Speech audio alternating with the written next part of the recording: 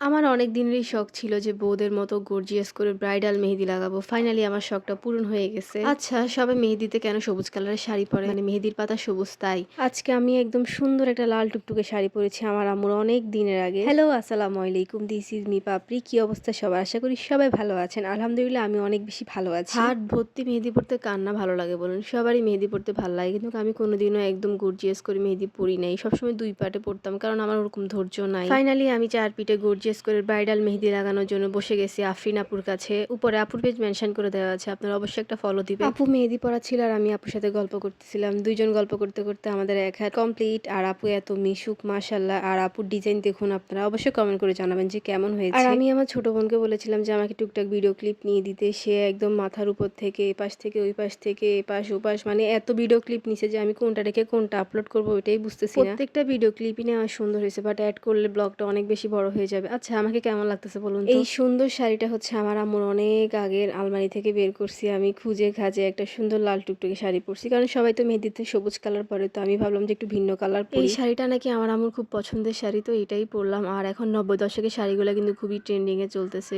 সবাই এখন ৯০ দশকের শাড়িগুলো পরে ভিডিও ছবি তুলতেছে। তারপরে এই যে দেখুন আমার হাতের ২ তালুতে মেহেদি লাগানো ডান, একদম অনেক বেশি সুন্দর লাগতেছে। আমার তো আমার হাতের দিকে তাকাইলে খুবই ভালো লাগতেছিল। মাশাআল্লাহ, আপুর ডিজাইনগুলো এত বেশি সুন্দর। সামনে যাদের বিয়ে আছে বা এমনিতেই মেহেদি লাগাইতে মন চাচ্ছে, আপনারা আপু থেকে মেহেদি পড়তে পারেন। আপু কিন্তু সব জায়গায় হোম সার্ভিস দিয়ে থাকে। আর আমার নাম বললে কিন্তু ডিসকাউন্ট পাবেন। আর এমনিতেই আপুর মেহেদির প্রাইস খুবই কম। যারা যারা নিজের স্পেশাল ডে গুলোকে আরেকটু স্পেশাল করতে চান, ২ হাত ভর্তি মেহেদি পড়তে চান, হাত রাঙাতে চান, তারা কিন্তু আপু থেকে খুব সহজে মেহেদি পড়তে পারেন। আবার অর্গানিক মেহেদিও নিতে পারেন। আপু কিন্তু অর্গানিক মেহেদি সেল করে। আপুর অর্গানিক মেহেদি এত ভালো কালার আসে, মানে অনেক ভালো কালার আসে। আমি লাস্টে আপুর অর্গানিক মেহেদির কালার দিয়ে দিয়েছি। আপনারা অবশ্যই ফুল ভিডিওটা দেখবেন। যেহেতু মেহেদি লাগাইতে লাগাইতে দুপুর হয়ে গেছিল, তো আমরা টুকটাক খাওয়া দাওয়া করে নিচ্ছিলাম। আমি ভাবছি খাবো না, কিন্তু আম্মু জোর করে খাওয়াই দিছিল। খুবই ভালো লাগতেছিল। মায়ের হাতের খাওয়ার টেস্ট অন্যরকম মজা। যাই হোক, এই তো আমার একদম ৪ পিঠে মেহেদি লাগানো ডান। আর আমার নিজেকে নিজে অনেক বেশি ভালো লাগতেছিল, মানে কেন জানি খুবই আনন্দ লাগতেছিল। মেহেদি লাগাই দিতে যেমন কষ্ট, আর যে মেহেদি পরে তারও অনেক কষ্ট। ভাই, ধৈর্যের প্রয়োজন। আমি অনেক কষ্ট ধৈর্য সহকারে বসেছিলাম। আমার খুবই ঘুম আসতেছিল।